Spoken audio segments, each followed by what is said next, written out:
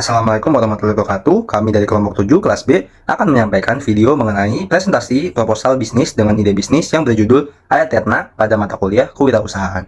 Anggota kelompok kami terdiri dari Dilfu Hasan Zahruddin, saya sendiri, Zelik Farel Alfayat, dan Dava Grandika Rahimatin. Dimulai dari produk. Persoalan yang dihadapi yaitu presentasi masyarakat dalam memilih serta mendukung brand lokal lebih tinggi dibanding brand luar, sehingga persaingan dalam negeri semakin ketat. Masyarakat lebih mengedepankan pemilihan fashion yang tahan lama atau berkelanjutan sehingga industri mode perlu meningkatkan kualitas dari produk yang dijual.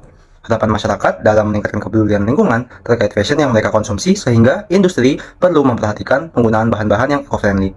Poin selanjutnya yaitu mengapa produk diperlukan. Eterna datang dengan menciptakan dan memberikan produk yang dapat menjawab keinginan serta memberi kepuasan terhadap pelanggan kami. Eterna bukan hanyalah sebuah brand, namun berupa sebuah gerakan atau campaign yang menggaungkan masyarakat dalam meningkatkan kepedulian mereka terhadap lingkungan. Selanjutnya yaitu inovasi yang diterapkan dalam produk. Dalam mengembangkan inovasi pada produk, kami melakukan research serta penelitian terkait bahan-bahan apa saja yang dapat kami gunakan untuk meningkatkan kualitas produk kami serta mempertahankan prinsip eco-friendly. Kami berfokus pada bahan-bahan yaitu seperti organik, wol alami, dan katun organik. Kami juga mengeksplorasi teknologi baru dalam penggunaan bahan yang dapat didaur ulang sehingga dapat mengurangi sampah limbah tekstil. Berikut adalah desain logo dan contoh produk kami. Selanjutnya adalah kegunaan. Dimulai dari poin fungsi, yaitu fungsi utama dari produk Ayaterna yakni memberi sebuah penegasan terhadap dua hal yang saling berkaitan, kualitas desain yang tidak terikat oleh waktu, serta dampak terhadap lingkungan yang positif. Setiap produk yang kami hadirkan dibangun dengan desain yang timeless, mengintegrasikan estetika klasik dengan inovasi modern dalam fashion. Selanjutnya adalah manfaat. Yang pertama yaitu pengguna mendukung kesehatan dan kebersihan lingkungan yang dilakukan oleh konsumen yang bertujuan untuk mengurangi jejak karbon dan limbah tekstil karena bahan yang ramah lingkungan. Yang kedua yaitu pengguna mendapatkan pakaian yang berkualitas tinggi, yang tahan lama, dilakukan oleh konsumen bertujuan untuk pengguna merasa nilai investasi yang tinggi karena pakaian yang awet dan berkualitas. Yang ketiga yaitu produsen mengurangi dampak negatif lingkungan dari produksi yang dilakukan oleh produsen yang bertujuan untuk memperkuat reputasi sebagai brand yang peduli lingkungan dan meningkatkan keberlanjutan bisnis.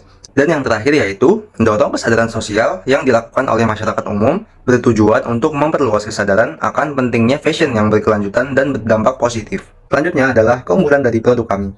Yang pertama dari segi bahan baku, yaitu menggunakan bahan ramah lingkungan yang inovatif dan didaur ulang dibandingkan dengan produk lain yang menggunakan bahan konvensional yang belum ramah lingkungan.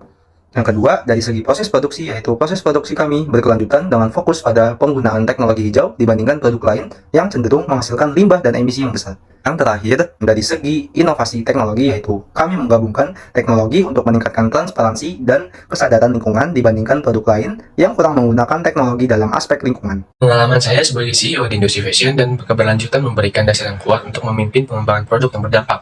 Sejak awal karir saya telah berdedikasi untuk memahami dinamika industri fashion dan mengidentifikasi peluang untuk meningkatkan keberlanjutan. Dalam menjalankan bisnis fashion, kami membutuhkan staf dalam membantu proses pembuatan produk. Staf yang kami butuhkan terdiri dari desainer, ahli pemasaran, staf produksi, ahli e-commerce, staf retail, analisis tren, staf keuangan, dan tim layanan pelanggan. Komitmen kami dalam mengembangkan slow fashion adalah memberikan style yang bisa bertahan dan beradaptasi pada tren kepada konsumen hingga dapat digunakan dalam jangka panjang. Kami selalu berusaha untuk memberikan pelayanan terbaik mulai dari pemesanan hingga sampai ke tangan konsumen.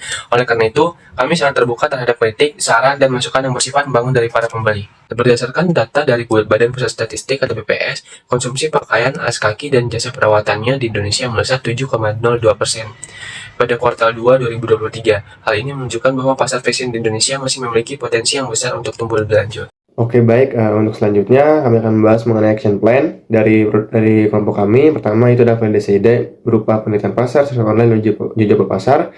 Nah, untuk validasi ini kami lakukan di bulan pertama. Kemudian yang kedua, setelah validasi ide, kami lakukan pembuatan prototipe. Nah, pembuatan prototipe ini kami laksanakan di bulan kedua serta bulan ketiga pada minggu pertama dan minggu kedua.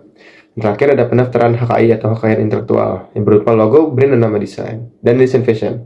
Yaitu kami lakukan di minggu ketiga dan minggu keempat pada bulan ketiga. Oke, baik. Untuk selanjutnya, kita akan membahas mengenai bisnis model Canva dari kelompok kami yang mengusung brand Ayaterna atau produk slow fashion. Bisa dilihat pada BMC kami, itu ada key partners, key activities, key research, value proposition, customer relationship, channel, customer segments, revenue stream, serta cost structure.